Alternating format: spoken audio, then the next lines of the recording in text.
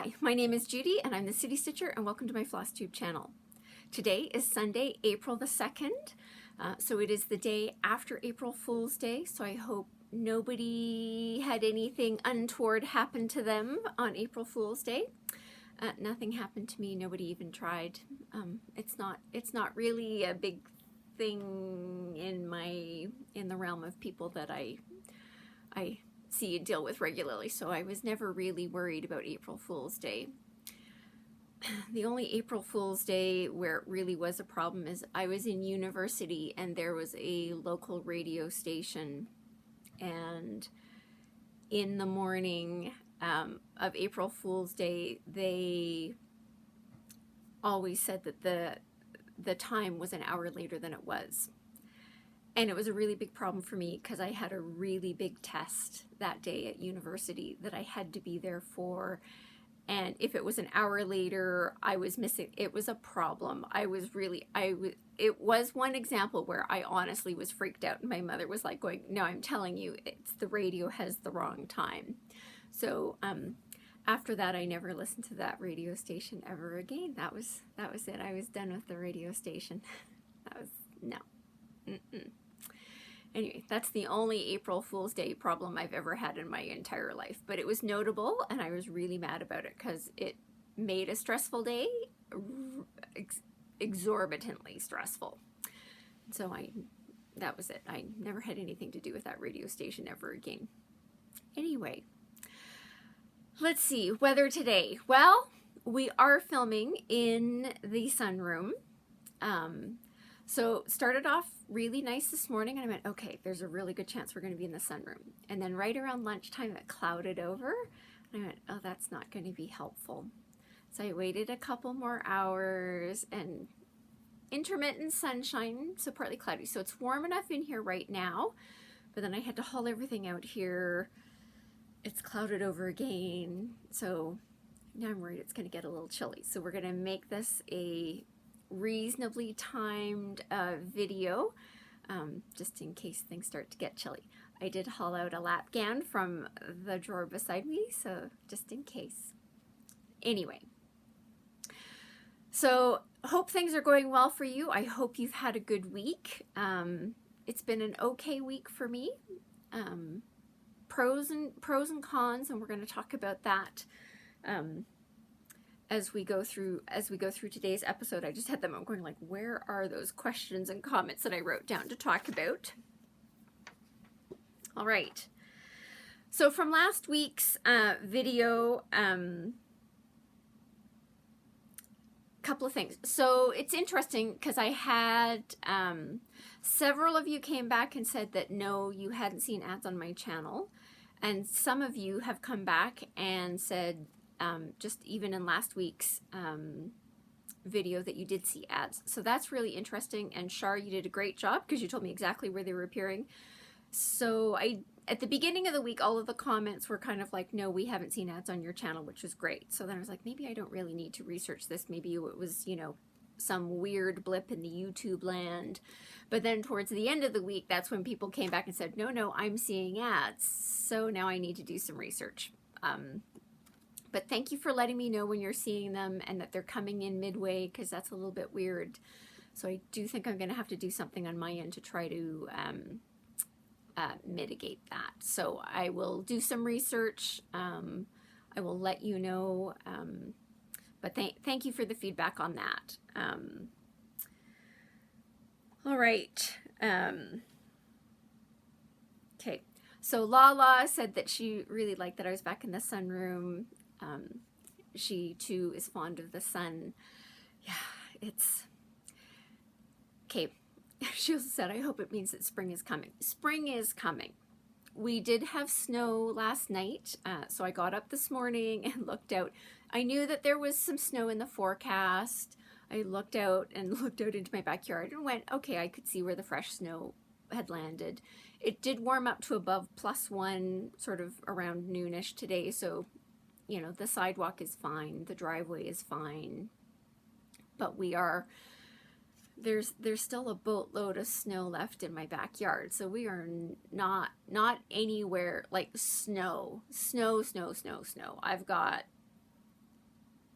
yeah, the backyard is nowhere close to being snow-free. Where I live, like May for sure. It'll probably be closer to May before the backyard is probably clear of snow. And the front yard is a problem, because that's where all the snow from when my snowboy has been shoveling the driveway goes onto the side, and there's a huge pile of snow. And that actually reminds me, let's see if I can't pull this up. Whoops, lost that pen. I was over at my parents' and was having a good chuckle, because they have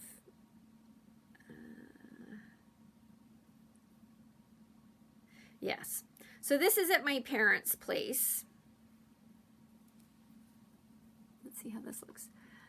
So that is the snow piles beside their driveway. So this is their driveway. There's my car. And look at this big stack of snow. This is, of course, is the walkway up from the road. So they've got, yeah, there's a huge amount of snow left to go on theirs as well. They've got it on both sides because they've got the driveway part and then everything that they pulled from the sidewalk. Anyway, yeah, there's still quite a bit of snow left to go here. Okay. Thank you to those of you that waded into my dollar store. It was interesting because I do confess in my head I went, yeah, $1.25 because I'm Canadian and welcome to, you know, foreign exchange and all those kinds of things. And thank you to those of you from the US who said, no, it's $1.25 here too. All right, so it's not just me, it's other places. So all of the reasons in my head that made sense are, you know, apparently I'm just making it up to make myself feel better. I forgot to write down. So somebody made a comment that they enjoyed seeing the tempting tangles, Quakers in Scandinavia, and asked if I had stitched the other countries. No, of course I haven't stitched those. Gosh, they're recent. It's way too early for me to be working on those ones, right? So the answer is no, I have not stitched them, but like I say, I bought the charts while they were Sal's because it effectively means that it's half of the price. And yeah, part of the thing is a Sal, there have been episodes where they've had to come back and say we've needed to correct the chart. That's part of the Sal experience as well. And you know, so be it. And I'm totally fine with that. You know, they send out the corrected versions. It's not like I was stitching it anyway, so I'm totally fine. But no, I have them all. But I will tell you that there is one of the Tempting Tangle Quakers is in the 5-year plan. So, you know, there you go. There's hope. Okay, thanks to those of you who waded into my doily questioning. Yeah, the framing, I don't know. I know it's an option. I think part of the thing is when I looked at them, they didn't speak loudly of to me. I have a friend, she does amazing heart hanger, and she did get some of them framed. She went to my former framer, and they're stunning. Unbeknownst to her and her son, this sounds horrible. So she's older than I am, so I'm sort of expecting that I'm going to outlive her, but hey, you never know. Can't count on anything. So I'm sort of hoping that if I outlive her, that when she passes away, that her son will allow me to have one of them in remembrance. I think there's a pretty good chance. It doesn't mean I would take all of them, but I think there's a decent chance I might get one. And so that's an example where I've seen it framed and hanging in mat, and it's just lovely. And I don't know, I guess when I looked at the doilies, they didn't go, I don't know. So yeah, framing, join them together to make a table runner. They're all different sizes and a combination of creams and ivories and whites and antique whites. So yeah. I'll be back over at my parents' this next weekend, and so I'll probably have another chance to look at them again and see if anything screams. So thanks for the ideas. I don't know that any of them. Anyway, thanks for putting in the ideas. I'll think about it. I'll let you know if anything comes to fruition. How about that?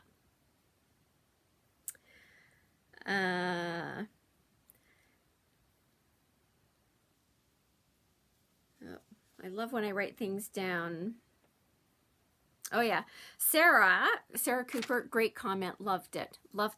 She said she's having a really hard time not being enabled by Cheryl as well. So she's in the, Cheryl's a problem for us. So you should be watching her channel, A Happy Handcraft Studio, and she comes across as this really lovely, nice woman, and then she leads you into temptation. Which is why I still watch her every time she puts up a video. Anywho, Cheryl's comment to me on last week's video was, "Isn't it nice when you get to stretch your horizons and learn a new skill?" Yeah, Cheryl, thanks. Thanks a lot. Anywho, we'll be talking about Cheryl a little bit later in this video. Angie, who's, I have enabled her to go out and get the Stoney Creek bell pulls. She's missing summer. I think I had checked up on this. I think it's at 123 stitch. I will check again, and once I confirm where I thought I'd seen it, I will put that link in the notes below, just to help you find summer. All right, those are the comments from last week's video. As always, thank you so much to everybody who watches and comments. I love having the conversation. I'm behind in this one, so if you were a new viewer, thank you for stopping by and spending some time with me, and I hope you enjoy what you see. And as always, thank you to those of you who come back regularly and catch up on my stitching journey. All right, let's talk about some stitching. I did some this week. All right, so we'll start off with my Sunday project, which is the Spring ABCs by Little House Needleworks. This is what I'm currently using as my ABC project for 2023 so far. So I did check in my book to be on track. See, I say that and I go, as soon as I said that, I'm like, I think I remember which one is the correct one, but I don't. M. That's not true. N.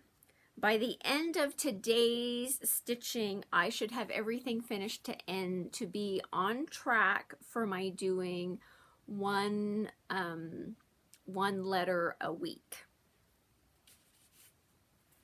which means it won't take me all year.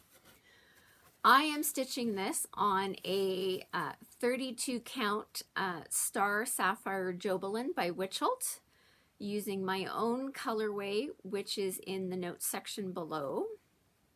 Just holding it back. So I did a little bit more than I was expecting to do. My goal for last week was to get these leaves done, which I did, but then I felt I just couldn't leave it there. So the other funny thing is, when I was uploading the video and working on the notes and watching the video back to make sure nothing weird had happened, I'd also noticed that I didn't necessarily have all of this tree trunk completed before. So I finished that off. And then I was there and I was like, okay, you're done down to here, which is totally fine. And then I'm like, really, to have everything complete to the end of all I had to do was put in these two butterflies. So I did those as well. The center of the butterflies is the same brown as the tree trunk, so it was already out. And, anyway. So as of last Sunday night, I am complete all of the way to R. So I'm ahead of schedule by 4 letters. Totally fine. So tonight's goal is, just to keep going, as always. So I kind of have a secret goal in my head of how much I'd like to get accomplished tonight on this project, and we'll see how it ends up. But so far, this is making great progress. Great progress. I'm reminding myself that I need to, so I have another ABC project, because clearly this is going to be finished before we hit the end of the year. So my next ABC project has already been identified, and I really just need to start pulling it together. So there's that one. All right, then we of course get to my Lent project, which is the Spring Bell Pull 1 by Stoney Creek. This is from the Stoney Creek February 2006 magazine. If you have back issues, if you don't have access to back issues, they have released this as a leaflet, and it is Stoney Creek Leaflet 155. This is what it's going to look like when it's completed. We're coming into the home stretch.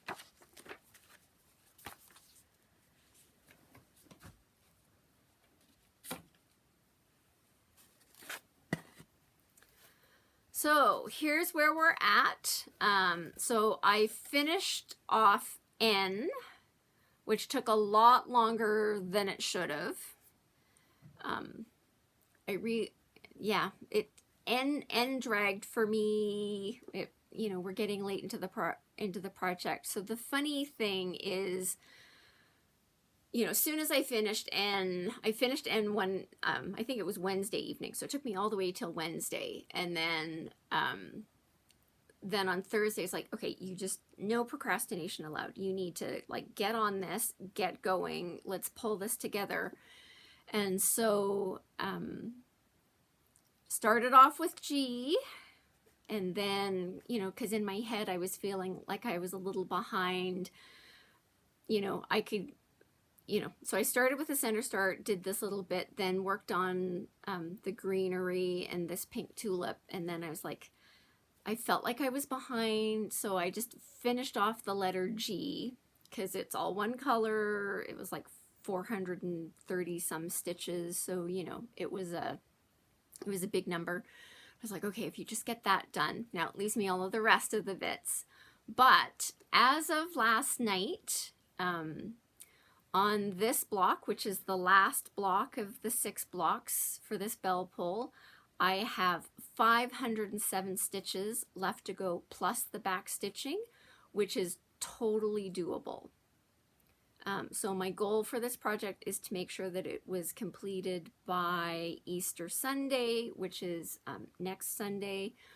I think I'm going to have it completed before then, which is totally fine, because I have another plan for Lent stitching in case I finish it early. I would like to finish it early, just because that means it will be done, and I'm hoping to have this done before Good Friday. I'm having lunch with my parents on Good Friday, so I'm hoping I can take it off and show them again, because they've already seen this once, and sort of say, okay, this is now complete, and I managed to get my big Lent project completed before Easter Sunday, which is great. So 507 stitches plus back stitching. I also look, because I have this in Markup RXP, so the whole project, I am at 94% complete. That last little bit is going to take it up. The remaining 6% I have left. And so as much as this was a drag, and I struggled sort of finishing this off, getting this one done, I slowed down quite a bit. I think I'm now in the end is in sight. The end is in sight. If I just sit down and I think I can get this knocked out. I'm secretly hoping that I can have it completed by the end of Tuesday, if I do well. So some tonight stitching plus Monday night and Tuesday night stitching, I think this should be completed. So we are on track for successfully finishing this goal for Lent stitching this year, which is great. So then I towards the end of the week, once I got N completed, because that was my big goal, make sure that N was completed, I was like, okay, now you need to bring back in your March Quaker because you're way behind, way behind on that one. And so the funny thing is I can't find where the picture for this one is. And I worked on it a very little bit and had a problem. So here's where this one is at. And in case you're looking at that and going like, I don't know that you've done anything. So what I did is I put this in. And just in case you're wondering, that's not the first version of that. I did a version of that prior to it and went, okay, just get all 4 sides in. And I went, I don't like that. And so then I pulled it out. And it's fine because I had a couple of options that had already been pulled out for what that was going to look like. So then I pulled option number 2, and that's what this is. And I put it in and I did all 4 of them and I went, I don't like it. It's got too much of a brown undertone to go with the other colors. I don't like it at all. So now, so one of my projects for today is to, I think I'm just going to go back and try the DMC, just straight up DMC on this one and see if that one works. But yeah, so that's 2 tries and fail. So this needs to come out because we are not continuing with that color. I don't remember what I don't even remember what the name of it is. So check back next week. Because as soon as I finish G, there's going to be a really big push to get this March Quaker done because I'm behind. So this is the first month since I started having a monthly project last year, 2022, that I have not finished the month in the month that I was supposed to get it done. So I'm not calling that a fail because we're still going to see if we can't keep on track. But I didn't get it done in March. So hopefully we're going to get it done here, hopefully somewhat quickly in April, once I sort out my color problem. Yesterday, of course, being April the 1st, I was supposed to start stitching on my April monthly Quaker. And since March is not done, I did not do that. I figured I was not going to start April until I got March complete. So I didn't start another project yet. But hopefully over the course of this next week, I will be able to finish both the spring bell pull as well as get that March Quaker completed. All right. Let's talk about Stashquisitions. And it's not really Stashquisition-y. The things that I'm going to show you next are the things that I talked about last week. I said I was over at my parents, picked up some things that I was going to show you, and then forgot to bring them out because we were filming in the sunroom. So this week I made a note that I needed to make sure I had all of them and brought them out. So number 1, first and foremost, the thing that I talked about last week where I was saying to my mom, I was like, are you keeping that? And she was like, no, that's up. It's like, so I brought it home and I'm very happy with this.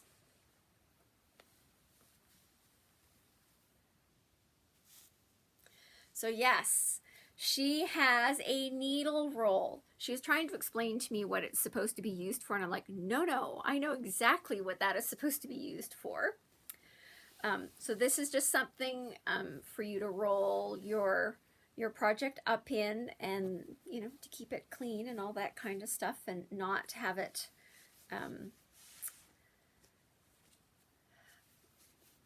not let it get dusty, and then you can keep it so it doesn't get wrinkled and all that kind of stuff. So this came home. I have not put anything in it yet because, of course, I was planning on showing it. The interesting thing for me is, man, this thing weighs. I was looking at it saying, like, okay, if I ever felt like something was happening in my neighborhood and I needed a bat to protect myself, I don't have a baseball bat in the house. But this is the next best thing. Like, I mean, if I use this and did a good swing, like that would hurt. It's got heft. So it's quite, I'm very happy with this. So I'm glad that that came home with me. The next project, oops, hooked, is this. So this is a petty point picture that my maternal grandmother did.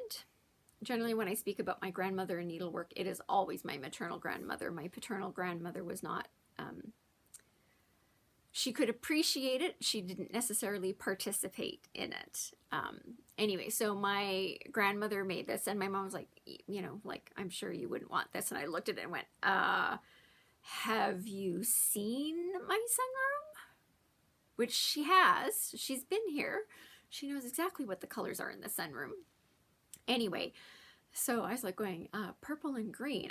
I took one look and went, of course I want this. This is going to go in the sunroom. This is amazing. This is great. So I haven't quite figured out exactly where I'm putting it. That's why I'm kind of looking around. I have a couple of debates about, you know, anyway, we'll sort out where it's going, but it was firmly like this was coming home. And I will say, I really appreciate that on the back of this there is writing, and it tells the story of this piece of petty point that my grandmother did. And it says, this work was done by Minnie, which is the name of my maternal grandmother, and sent with Sylvia, my mother, and Art, my maternal grandfather, Art and Minnie. And sent with Sylvia and Art when they came to visit Tom and Winifred at their first home in Toronto when Sylvia was ready for university. Much cherished. So I appreciate that Auntie Winifred actually wrote that on the back, has left me the story. She doesn't remember what year, but I love the fact that it says much cherished. And how I think this came back is, as Auntie Winifred was aging, she did end up moving back to Calgary for a bit. She ended up moving back east to be closer to her niece. So I think when she was here, she sort of ended up giving it back. I think that's how that came back. But I'm thrilled to have it. I'm thrilled that it's got the story. You know, I know Auntie Winifred. So yeah, I thought it was very interesting that this was a housewarming present from it would have effectively been my maternal grandparents to Auntie Winifred and Uncle Tom as they moved into their first house in Toronto. Anyway, so I love it. It does need, it only has one of the pins in the back, so it's kind of rattling around. So I just need to make a little stop and get a couple more pins to make sure that my backing is safe. But I love that she wrote on it. So that's for me. That is staying in the sunroom. I'm thrilled to have it.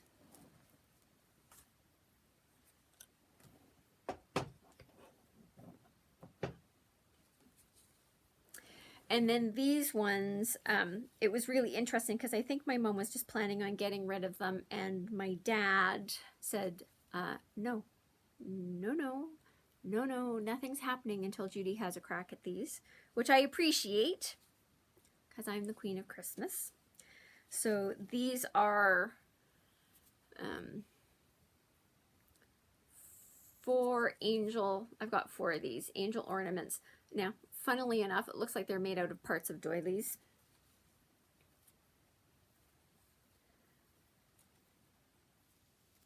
Two, 3, 4. They're all the same. So the funny thing is, so I'm glad that my dad was looking out for me. On one of my Christmas trees, I do have some other handmade angel ornaments. So these will go on that particular tree. The funny thing is, so as we were having this discussion in the kitchen, looking at the doilies and things, Dad was like looking at Mom saying, "Did you make those?" And she's like, "No, she bought them at a craft sale." She's like, "I had no idea when I bought them that you wouldn't like them." It's like going, "Woo, alrighty." So she bought them to go on the tree. And the interesting thing, so my dad does the tree. The Christmas tree is my dad's thing. He buys the tree, he sets it up, he puts the lights on, he decorates. Dad does the tree. Now, Mom, she's totally fine with what he does. There's nothing around it's like, but it's interesting because when I hear other people talk about it, it's usually the woman who's doing the tree. And in my parents' relationship, Dad is responsible for the tree, and he does it all. He buys the tree, lights the tree, buys the tree, sets up the tree. It has to be real. They're not an artificial tree family. Has to be real. So he gets the tree, sets the tree up, decorates the tree. The tree is his. And apparently when Mom came home with these ornaments, Dad wasn't a fan, so they ended up not going on the tree. So I think from the time Mom bought them, nothing happened to these. So they are in pristine condition. They're coming to me.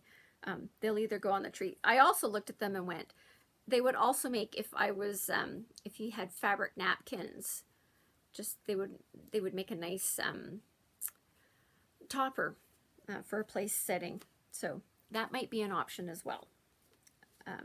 So I'm trying to come up with a way. I'm secretly in my head sort of going like, I have this plan where it's like, I should invite Mom and Dad over for dinner, use the cloth napkins, use these as on those place settings for when they come over for dinner. So show that they're being put to good use. All right, on a completely non-cross-stitching related topic, but I'm throwing it out there in case, I'd ordered something for my mother's Christmas present, and it arrived this week, and I've enjoyed it. It's a book. I come from a family, we are all readers. There's nobody in my family who is not a reader. We are all readers. We all enjoy books, reading, all that kind of stuff. My mother used to be an English teacher. She likes words and things like this. So I came across this book, and so I've enjoyed reading parts of it this week. And it happens all the time. I laugh. So I don't feel badly about reading my mom's Christmas present in advance. She has been known to read her presents to me. In fact, there was one year she was giving me a book. She's like going, I've written down the page number where I stopped because I had to wrap it for you. So when you get through it, can you return it? Because I'm about, 60% of the way through the book. So if you could just return it so I could finish it up, which was totally fine. So I don't feel badly about it. Because, it's not uncommon in my family for us to sort of secretly read the books that we're giving each other and ask for them to be loaned back. So this is for my mom's Christmas gift. It is called The Cabinet of Linguistic Curiosities. So this is all about words. There's a word a day, and it gives you what the word means, and then there's some story about it that relates to why that word has been chosen for that day.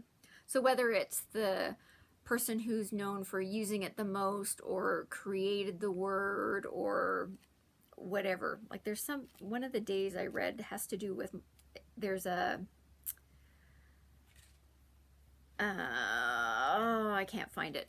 It has to do with Morse code, and so the day that they have that word on is the day that the first Morse code message was sent across the ocean. Anyway, so she'll love this, and in the meantime, I'm periodically sitting out here in the sunroom and reading some of the words, for that day. Anyway, actually, let's just, for fun.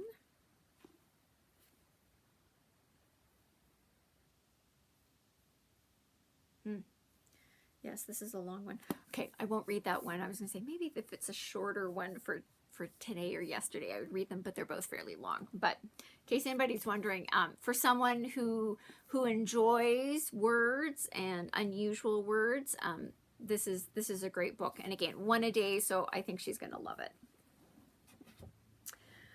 All right. those are my Stashquisitions for this section of the video. So let's get into the topic, which is let's talk about my March recap. This is also otherwise known as Nerding with Numbers. So I have my 10-year planner here with me, where I'm keeping track of all of my things. So I finished my March. Look at that sad number of stars. So what have I got? Okay, so the total number of projects that I worked on this month was 7, which is, I'm just going to go back. Yes, which is the smallest number of projects that I worked on in any month so far this year. Yes, just, you know, when we get to December, I'm planning on doing a full Nerding with Numbers for the whole year in review. And anyway, we all know I've got a spreadsheet going on behind the scenes, right? Tracking all of this. So 7 is the smallest number of projects I've worked on in any month so far this year. Now, that's not surprising because I knew I had my Lent project, and it was a big Lent project, and it has been a big Lent project. It's a big Lent project. It sucked up a lot of my stitching time. I don't regret it, but it sucked up a lot of my time. So a total of 7 projects. That includes the 2 starts this month, which was the March Quaker, which didn't get finished, and my Queen Elizabeth keepsake pillow, that I started on the 6th of March. The total number of finishes I had this month was 0. So I started 2, finished none, so my whip count has gone up. This is the first year this month where I've not finished anything. January, I had 3 finishes. February, I had 2 finishes, and then I had March, which had none. So we need to bring the finish count up in April. So hopefully that will go on. And then I will say I was a little bit worried about my stitch count because we all know that over the course of this month I have been distracted into another crafting adventure because of Cheryl. It's Cheryl's fault. So I was worried about my stitch count. And I was procrastinating there for a while on the spring bell pull. So, you know, problems there too. So I will say that this is also the smallest number of stitches that I've gotten done so far this year for those 2 reasons, but still a decent chunk. So I got a total of 8,245 stitches in this month, which I'm pleased with because I was actually really worried it was actually going to be a number sub 8,000. I was worried it was really only going to be about between 7,000 and 7,500 with all of my procrastination and my, you know, alternative crafting adventures that have sucked up some time. So not bad. So I didn't get quite as much done in March as I was wanting to do, but again, this is a hobby. This is crafting. This is not, you know, life-saving cancer research. So it's totally fine. And, you know, as I'm sitting here on April the 2nd, looking back at my March, I'm pleased with where my Lent project is. So I'm feeling, you know, despite that sort of hiccup in the I and N blocks about going, I'm starting to, you know, not appreciate this project quite so much, and I'm getting tired of working on it and 27 things and procrastinating. It's worked out okay. I've done okay in the month of March. So yes, there are some lessons from March. Like I really do think one of the things that would have helped while I was having that problem with the spring bell pull is if I had actually stopped and worked on the March Quaker. I'm in hindsight, you know, because I kind of had this stitch count that I needed to do every day to make sure that I was on track for getting that project finished over the season of Lent. And I think I would have been better off if I had said, put in a few stitches, spend half an hour on the spring bell pull when I didn't want to do it, and then work on the March Quaker, because then I would have made more progress on the March Quaker. or I might have gone in there, and because I wasn't procrastinating quite as much, then, you know, anyway. But hindsight's 2020. I can't go back and fix what I did, you know, 7 to 10 days ago when I was struggling. So note to self, and in case if I say that again on a video, I give you full permission to do the hello Judy, remind yourself. But if you just maybe swap out a project, spend, you know, half an hour on it, maybe, you know, the joy will come back. But there you go. So not bad, not bad. I was looking at the colors because I use one color per project in the month, and went, yeah, there's that color every day. I will say my smallest number of stitches that went into this was Saturday the 18th, and I only got 93 stitches in. I was just gonna say that's an interesting number. Let's see, what's my biggest is I actually had a very successful day where I managed to get 453 stitches into the spring bell pull. That was a good day. That was about the middle of the month.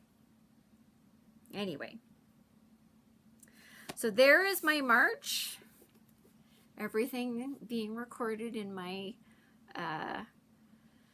10-year planner. I laughed. I did catch up with the Sunshine Stitchers this week, their video from last night, and saw them holding up their books. I did also catch Carolyn from Cizuk Stitch. She, of course, said that she's ordered her 2024, 2025 because she only buys a 2-year planner because she's itching to do some planning, which I laughed at. A 2-year planner, come on. Anyway, that was my chuckle. All right. So that's everything that I've got for you this week that is cross-stitching related. I know I start the video and I say that this is a channel about cross-stitching and the stitching that I've done. It's because, and I'm still keeping with that tagline, because I've accidentally fallen down another hole, and we're saving that always for the very tail end. So in case people don't care about my crocheting, they can abandon the video and not feel badly about it. So we've done everything that is cross. That's not true. That's not true. Announcements. Announcements. So stitching at the library, if you are in the greater Calgary area and you would like to get together with some lovely stitchers, which includes Cheryl, the Happy Hand from the Happy Handcraft Studio. I'm expecting to see her. Our next get together, our April get together, is April the 15th from 9:30 to 12:30 at the Signal Hill Library. The details for that are going to be in the notes section down below. Would be lovely to see anybody in the greater Calgary area. If you just want to come by and stop in, that would be great. All right, that's everything that I have for stitching related items. So let's get into the problem children. So thank you to those of you that waded into my question about what color of a border I should use. Actually, it's funny. Sorry, even now I'm just going like, Yep. So I put in a couple more rows, a few more rows. So here's where my blanket, my lapgan is looking so far. I think we're at that. What I'm gonna do is, right, so here are my stripes. So gray, aqua, white. So we're back to the gray. So I'm going to do another gray one and then the variegated, and then I'm going to call this that this is long enough because I plan on putting that border around it, which is why I was just doing that measuring, saying, okay, if I do that, couple more rows, border on both sides. Yep, I think that's the right length. It might be that, maybe one more set, but that would make it right from white back to the, yeah, I think that's too far. So I think I only have a few more rows to go on this before I do the border. And then a couple of people answered that question about how, what color I should do for the border. So the funny thing is my current lapgan that I'm using, which I pulled out, is gray. So let's see if I can't pull this off.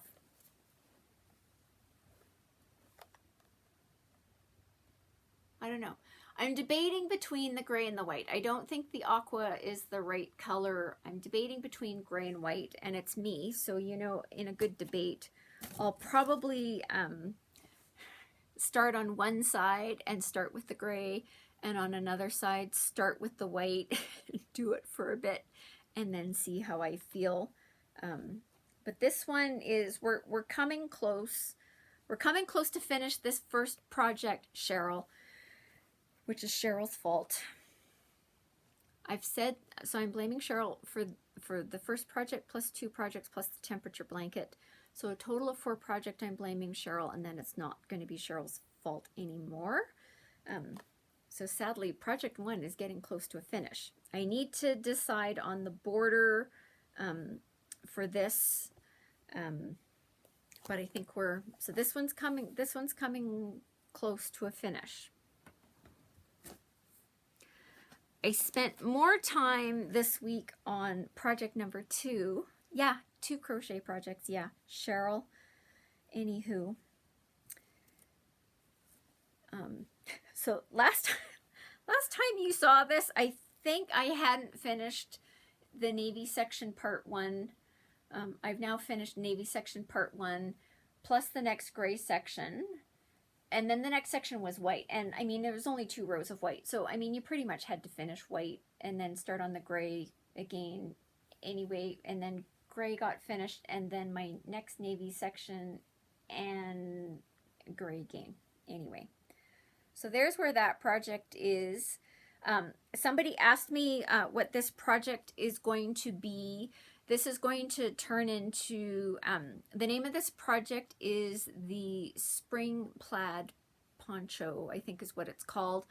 I will put a link to it in the notes section down below if you're, I know I said I was going to hold out on you, apparently. Even when I was pulling it together, I was going to hold out on you. Apparently, I'm not going to hold out on you at all. I will put a link to the webpage where I got this from. But I enjoy working on this one because it just, like, each row goes so fast. It just goes so fast. So before you know it, like I say, before you know it, you've got like a whole color block done. And anyway, so I'm into the gray band section, the next gray section again. This is about 30, it's about a third of the way complete at this point in time. So making a lot of progress on this one. I do like working on this one just because there's no thought. It's all double crochets back and forth and back and forth and back and forth. So, you know, I love that I don't necessarily have to think about it. Just sit down and crochet. Cheryl, we need to talk about the temperature blanket. So my plan is that next year I will be working on a temperature blanket. So not surprisingly, even this week I'm still spending time thinking about the temperature blanket, what I'm going to do.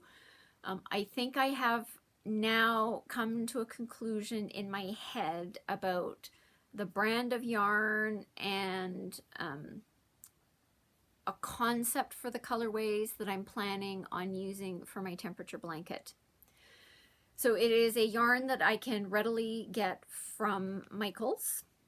Now, Michaels has just finished having a big yarn sale, so it's 30% off all yarns, which means Michaels has been like, I was in Michaels last week and the yarn section was looking a little sad. It was, one of the things I want to do is I want to actually make sure that I can go into a Michaels and haul out the actual balls of of the yarn that I'm planning on using in the colorway and sort of put them together and make sure that it's not just how it's looking on the temperature blanket.com website, that how the colors are working in real life. So I do want to do that little bit of a check. But if I walked into Michaels right now, I think I did actually look for the colors that I have picked out, and I think out of the 13 colors, I could get 3 of them actually in stock at my nearest Michael's, so that's not the best time. And I'm not planning on starting that project until January of next year, so I've got 9 months left this year to figure out my yarn situation and colors and confirm all that stuff. So lots of time. I will be sharing that with you as I finalize that. So last week's big news was the discovery about well, last week, 2 weeks ago, I'm getting my weeks mixed up, was the discovery of that temperature-blanket.com website, which was, I love that site.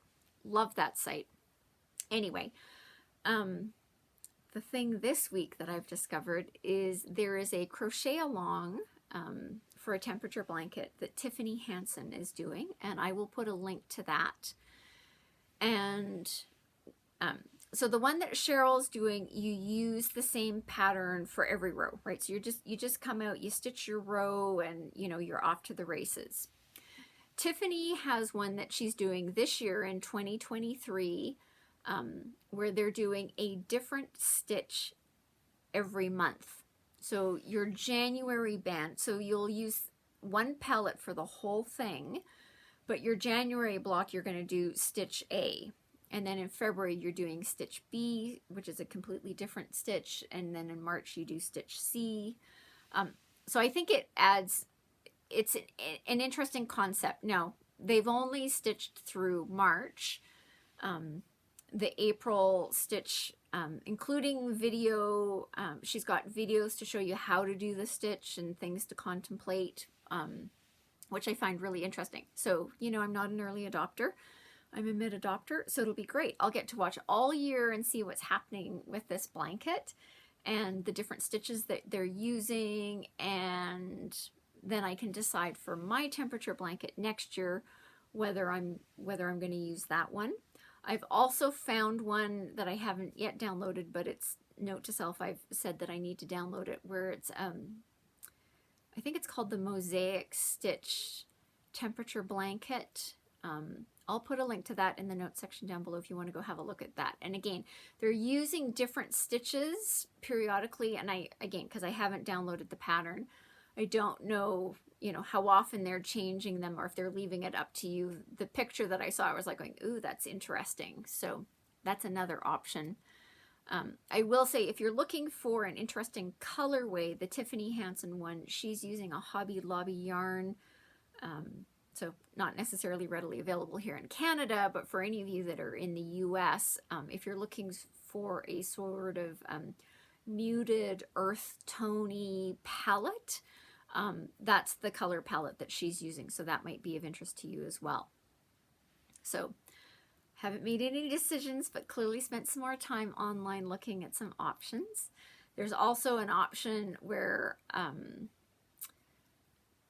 it's someone where they were doing 52 stitches, 52 stitches over the course of the year. So haven't done a big dive on that one. Again, this is an older version, done somewhere over the last couple of years. So haven't checked into that one, but that's also rambling around for me to consider for what I will be using for my temperature blanket in 2024 because of Cheryl.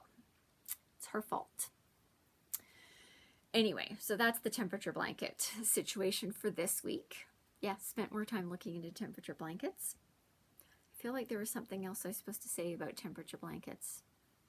Oh yeah, the Tiffany Hansen one, she's got 2 different versions for hers, which I also appreciate this about. So she's got instructions if you want to use a 4-weight yarn.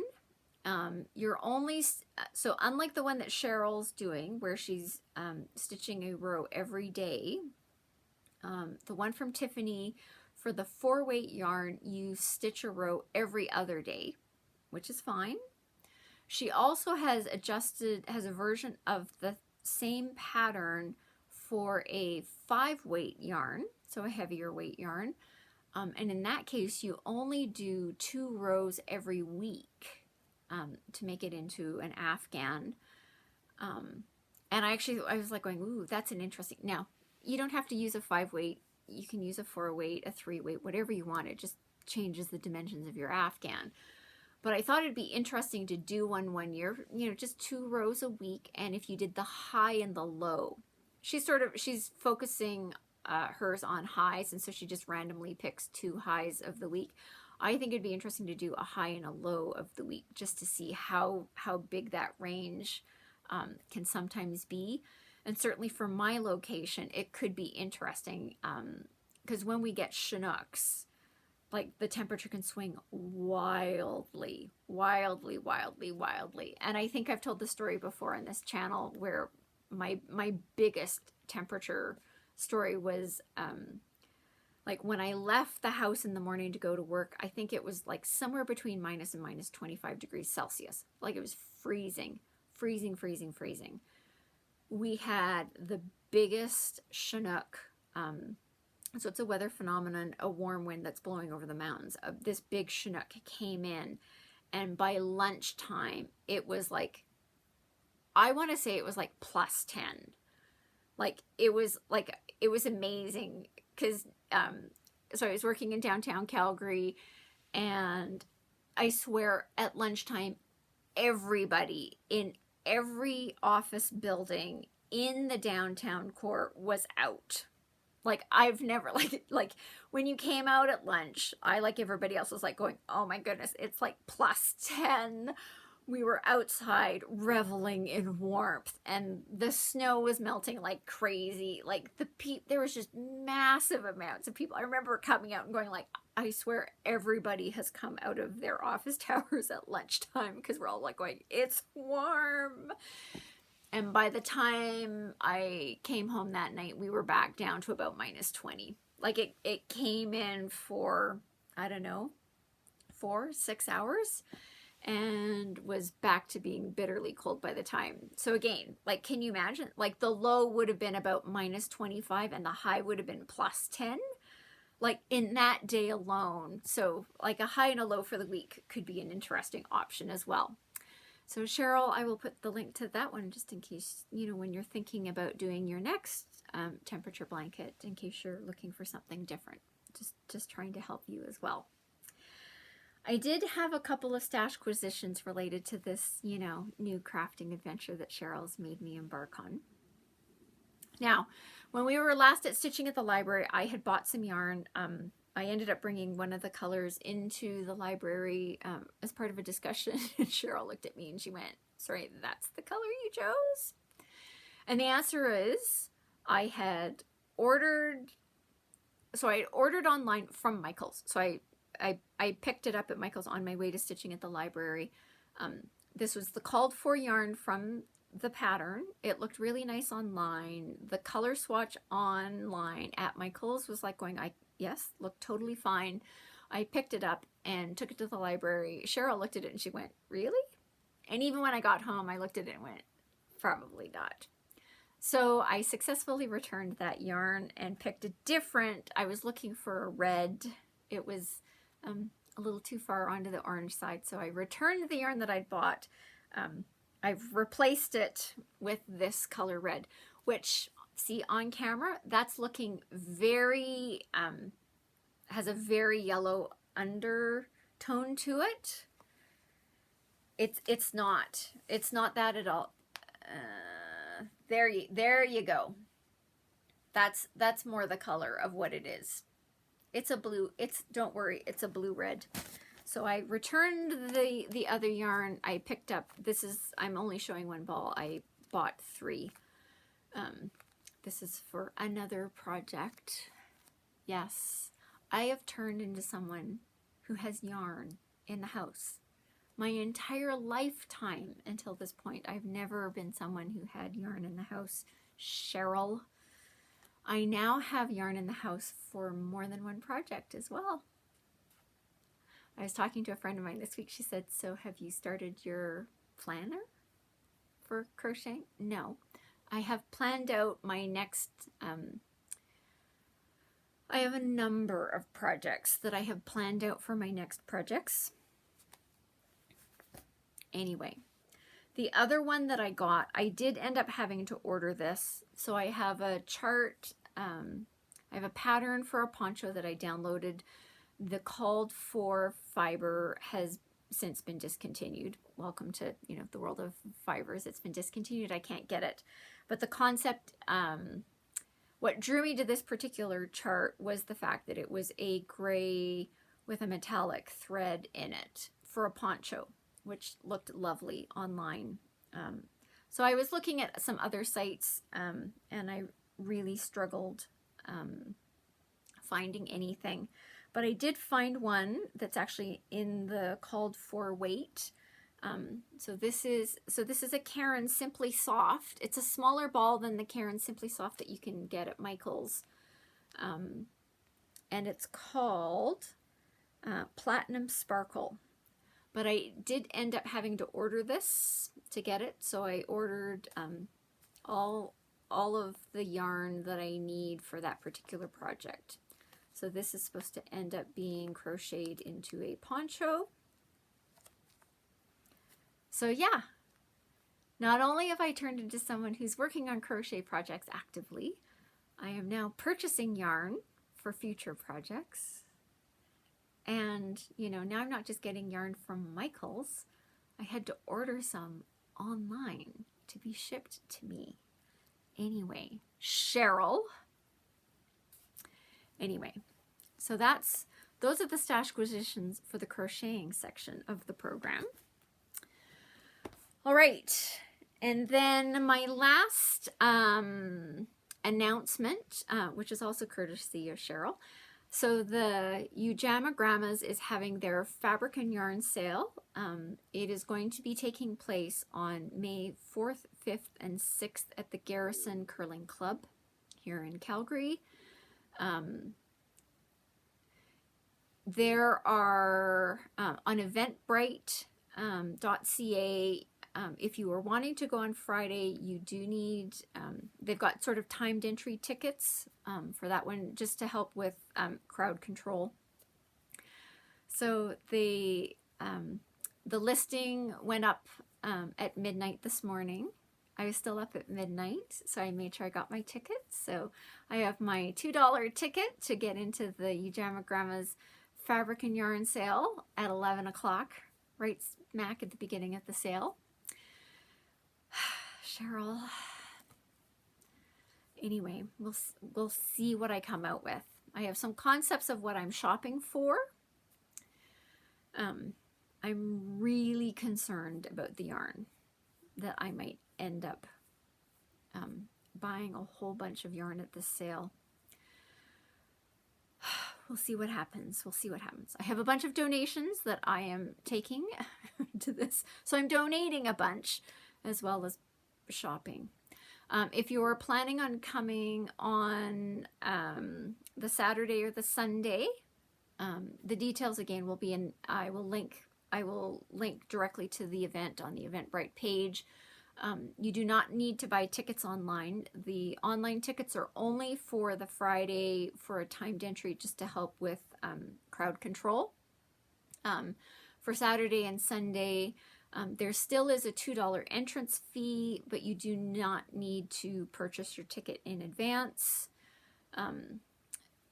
If they are only accepting credit cards and debit cards for purchases at the event, so no cash on site, and you do need to bring your own bag, which is totally fine. I have bags. I'm a little concerned that mentally when I read it's like you need to bring your own bag, I went, great, I'm going to bring my IKEA shopping bag. Is that the wrong attitude to go into with this? I don't know.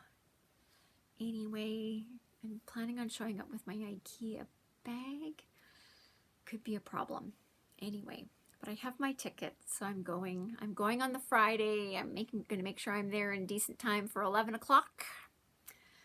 I did check this morning after I got up and went, it's a good thing I was up at midnight, because all of the 11 to 12 o'clock ones were gone. I think by lunchtime, the 11:30 to 12:30 chunk of tickets were gone.